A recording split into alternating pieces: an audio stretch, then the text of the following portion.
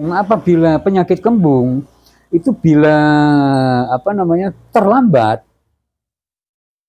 itu ya sudah matian.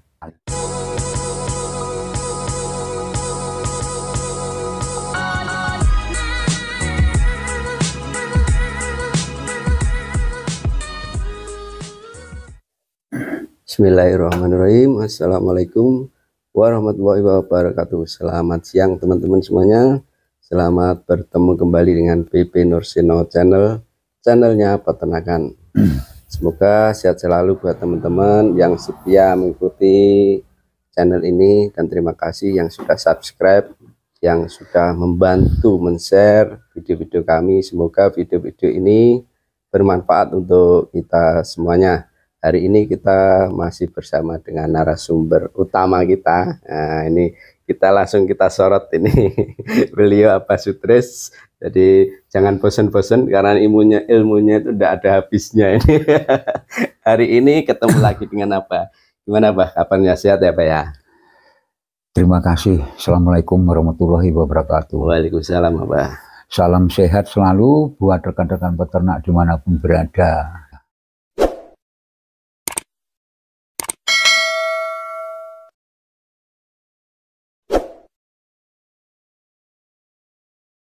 Ya, kita lanjut lagi, Bah. Ya, mohon maaf rekan-rekan ya, biar muncul inspirasi. Saya sambil merokok sekali lagi, saya mohon maaf. Ya. Jadi untuk tadi sampai dengan cacing ya. Ya. Kemudian ada lagi penyakit ini kita tidak tahu persis, tiba-tiba nggak doyan makan, ini buahnya banget. Ya. Tiba-tiba ternak ini nafsu makan menurun. Banyak bertanya, nelpon, Pak, dombaku kok makannya males makan, nafsu makan, ngedrop. Ada yang berpendapat, oh kasih minyak goreng aja, kasih bimoli. Saya pikir, saya ngecek, loh kandungan bimoli tidak ada hubungannya dengan nafsu makan.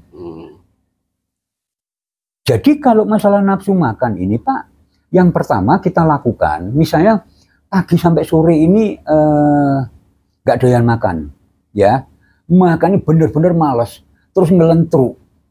Ya. Kita cek dia kembung apa enggak. Untuk ngecek kembung itu lambung bagian kiri. Kita kebuk, bukan kanan. Oh, yang kiri ya? Yang kiri. Kiri agak ke atas Pak. Ya, ya. Nah, itu kembung apa enggak? Andai kata tidak, yang pertama kita lakukan segera kita berikan bantuan nutrisi cair. Apa itu, Bah? Contohnya misalnya susu beruang, kemudian telur, kemudian kunyit, kecap, madu. Kocok, kita cekokkan. Ya karena ini kita belum tahu penyakitnya Pak. Oh ya. Jadi kita bantu, jangan, kan dokter bilang makan yang banyak ya, setiap periksa kan selalu gitu. Karena dari makanan ini memberikan kekuatan tersendiri. Dan kalau dia kondisinya semakin lemah, semakin ngedrop, semakin penyakit yang lain akan muncul. Kemudian nggak doyan makan. Yang kedua kita cek suhu tubuh.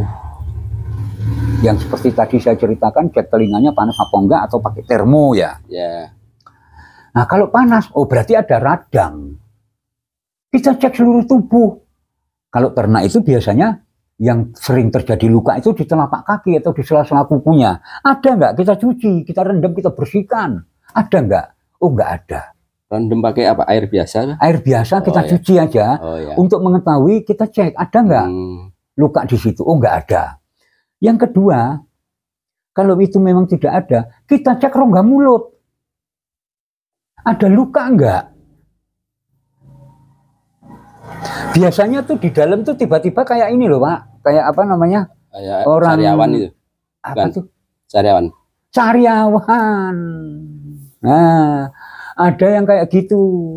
Kekurangan vitamin. Nah, kita cek itu. Misalnya itu pun tidak ada. Ya, itu tidak ada. Nafsu makan tetap ngedrop. Kita sudah bantu itu. Kasih bantu vitamin. Kadang yang sering terjadi di anak buah saya, setelah saya arahkan minum telur madu kecap susu, itu sembuh.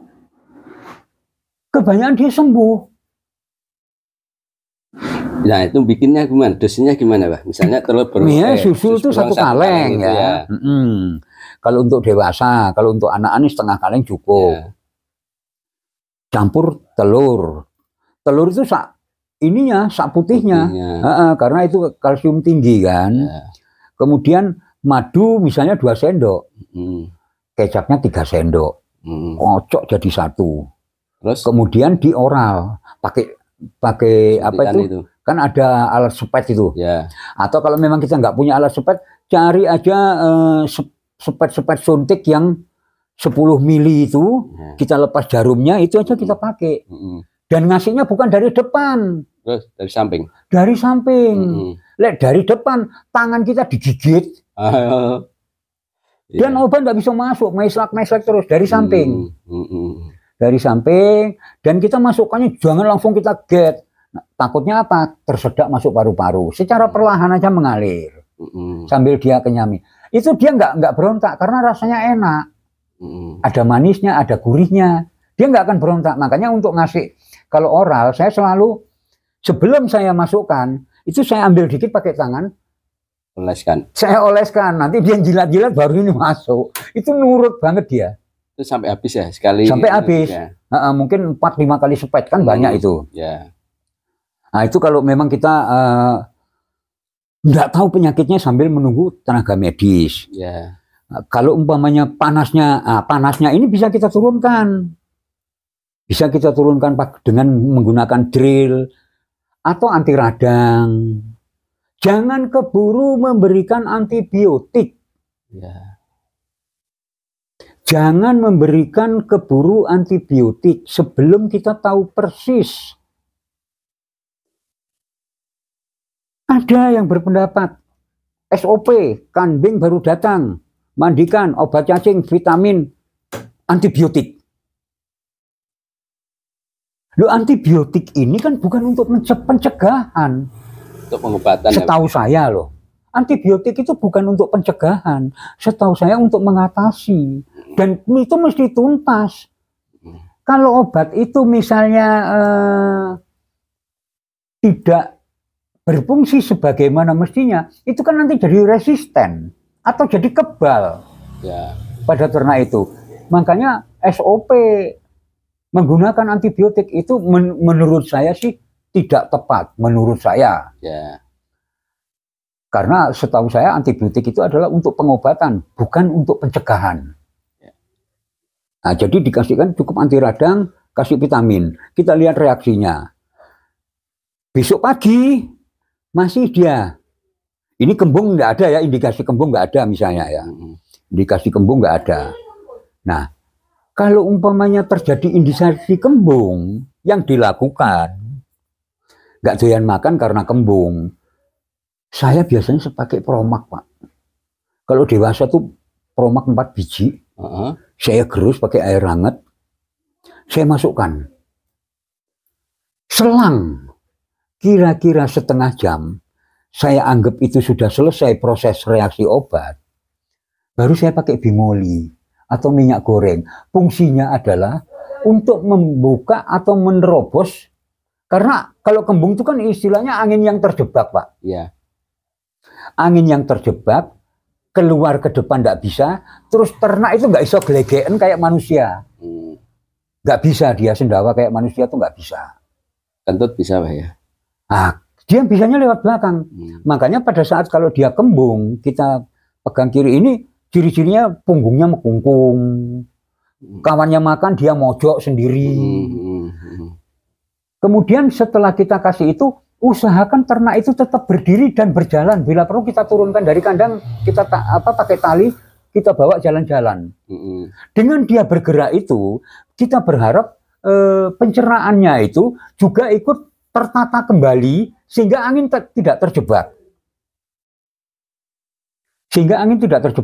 Kemudian bagian anusnya Ini kita pakai bimoli, kita bersihkan, kita korek. Kadang kotoran itu keras banget, kayak batu itu. Nah itu kita korek sampai dalam, kita kasih bimoli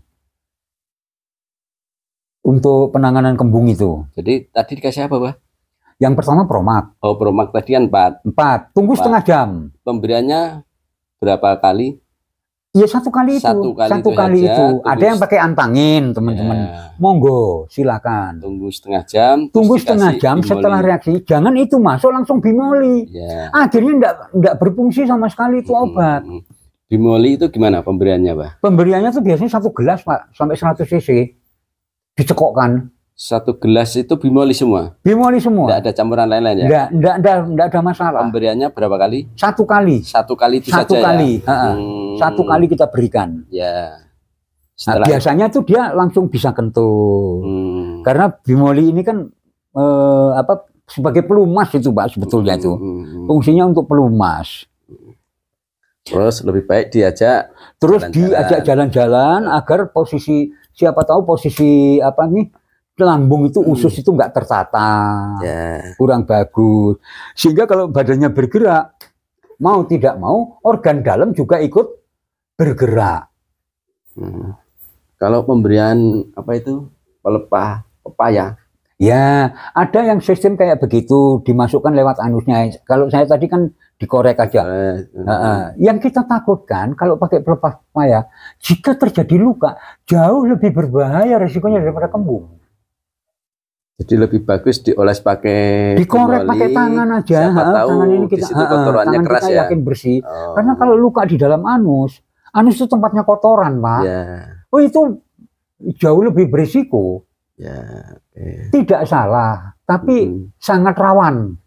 Maksudnya dengan harapan gelombang pepaya ini bisa membuka ruang, tapi seberapa jauh sih? Cuman kan tidak mungkin kita masukkan sampai sekilan, Pak. Nah, itu. Jadi kalau saya cukup sak korek, terus ternak dipakai jalan. Nah, koreknya nanti sekitar berapa masuknya, Pak? Ya sampai full. 1 jari full ya? Jari full ini kita bersihkan. Dengan bimoli itu kita bersihkan. Siapa tahu dia terjebak karena di ujung anus. Sifatnya membantu upaya. Kembung, apabila penyakit kembung, itu bila terlambat, itu ya sudah mati.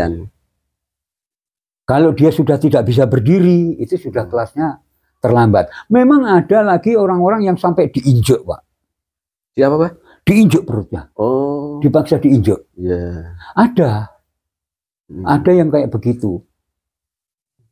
Kapan hari saya lihat di YouTube itu diinjek, Pak, dipaksa. Ada yang dipakai jarum tusuk. Trokar itu, Pak ya? Tahu, trokar. Ya kapan hari itu punya temen itu di trokarnya sapi yang dipakai. Gede banget. Mati. Terus nusuknya nggak pas, anginnya nggak keluar.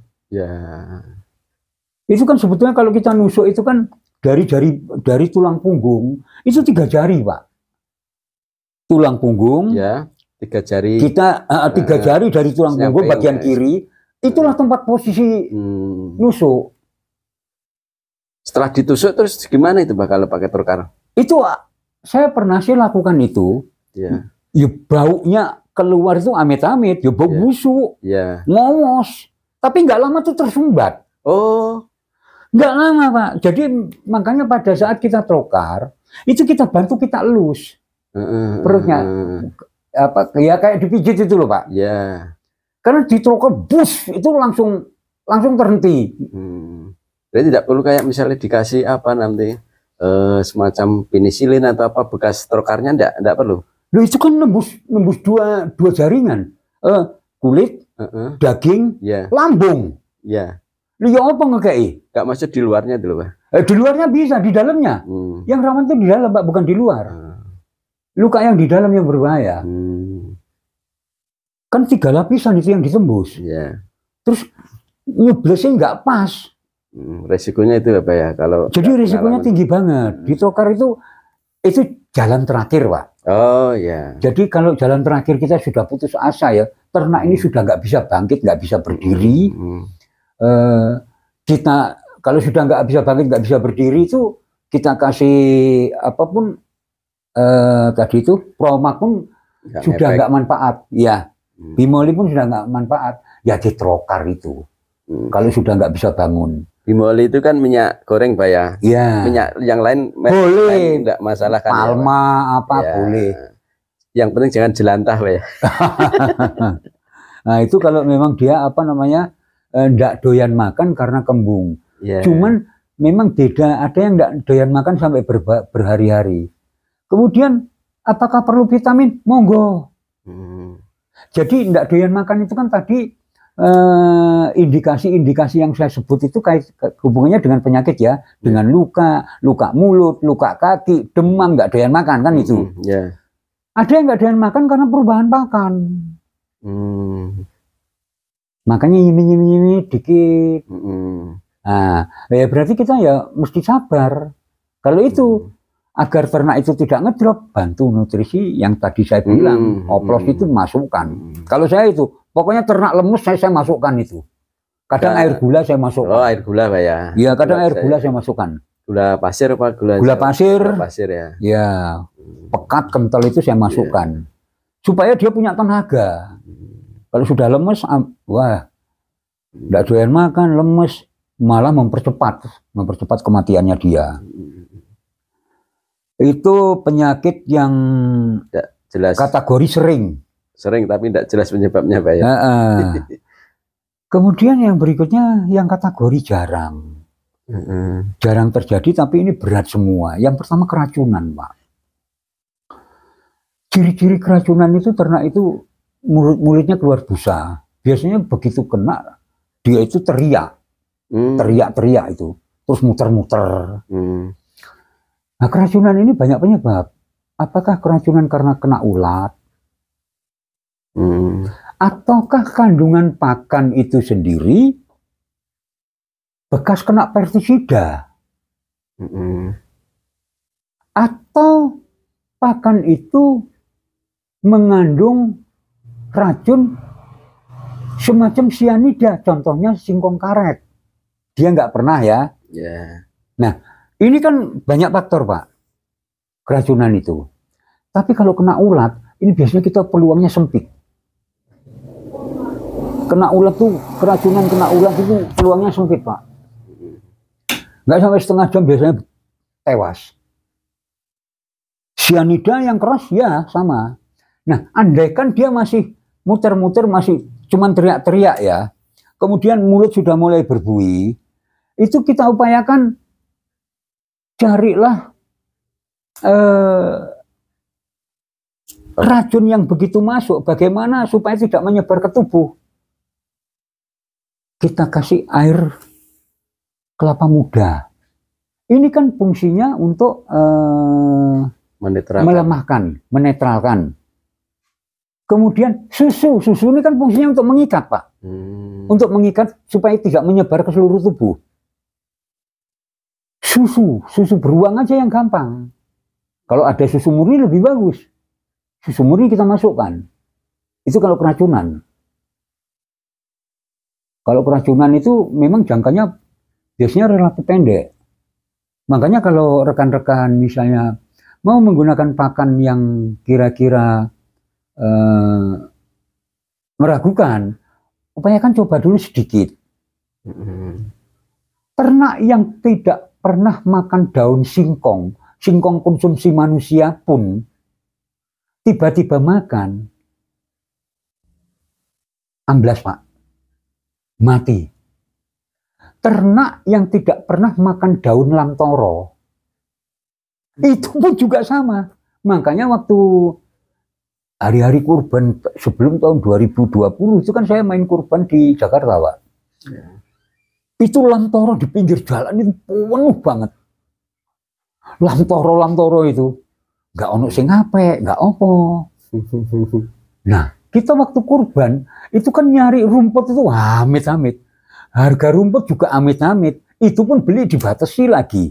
Kalau kita nggak punya koneksi nggak kebagian. Akhirnya kita udah pakai pickup itu babati lamtoro. Nah, orang di sana teriak semua, teman-teman pedagang dari Jawa Barat kan umumnya. Bang jangan bang, mati itu nanti bang ternaknya bang. Wah saya tak babati terus karena ternak dari Banyuwangi ini sudah makannya lamtoro. Jadi yang tidak pernah mati Pak memang. Ya. Betul. Nah itu tadi kaitannya hubungannya dengan keracunan. Apakah lamtoro mengandung racun? Bukan racun sebetulnya. Taninnya terlalu tinggi. Nggak kuat dia.